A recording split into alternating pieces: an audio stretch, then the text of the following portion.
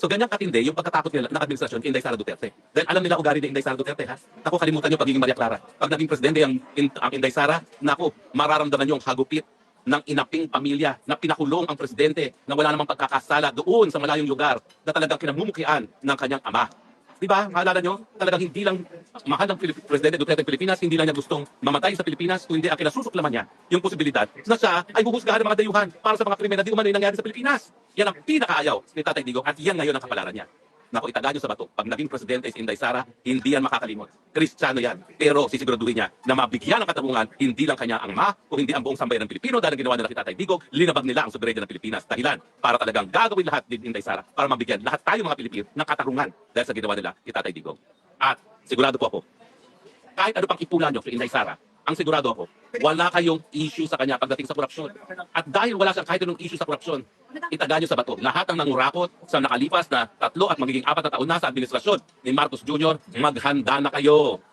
Babalikan kayo dahil yan naman talaga ang trabaho ng presidente. Ipatupad ang batas. Bigyan ng katarungan ang sambayanang Pilipino sa mga dinakaw niyong mga pera.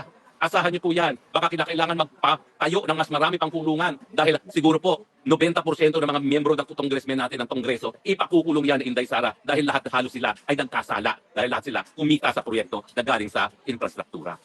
Kaya takot sila kay Inday Sara Duterte.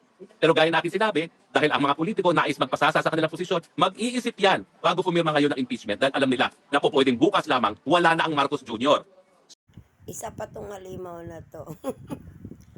Hoy, yung sprocket mo sa ulo, oo, gumewang. So, ibig sabihin, si Sara Duterte ay tatakbo lang para maghigante. At bago dumami ang makulong, umuwi ka muna at nang makakuha ka ng pwesto mo. At yung sinasabi mo na si Sara Duterte ay kinakatakutan sa 2028, Sus Maria Santissima. Binibining baklang hari. Sana maisip mo si Sara, respondent sa ICC. At sana maisip mo rin, hindi lang naman impeachment ang ipapataw sa kanya. Ayan nakasalang na yung plunder. Na pag plunder, automatic, gagalaw ang AMLAC. Makikita kung ano yung mekos-mekos niya sa account niyang ayaw pabuksan nung tatay niyong karton. Diba?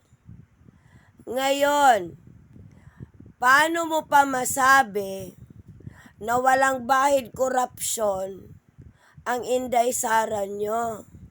Ni hindi nga makasagot, unang-unang notice of disallowance, 73 million, nga. Ngayon, maliban sa 73 million sa DepEd, sa OVP, may DepEd pa na 12.3 billion. Notice of disallowance. Ngayon, iginigiit nyo na clear na siya sa COA. O bakit hindi magsalita si Sara para maklear ang pangalan niya? Mas alam nyo pang mas okay nga kayo nasagot kaysa Inday Lustyle nyong tralala. Ikaw, kung natralala ka, mag-isa ka. Huwag mong idamay ang sambayanan na isisave ni Sara.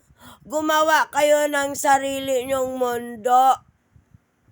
Huwag mo kaming idamay at huwag mong gamitin ang taong bayan. Pwe! Ina mo ka.